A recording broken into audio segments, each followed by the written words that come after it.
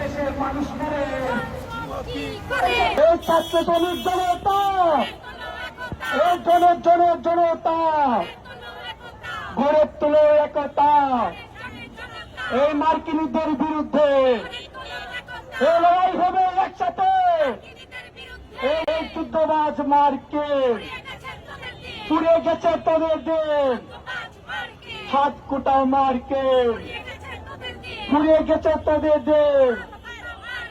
দুনিয়ার মজদুর এখন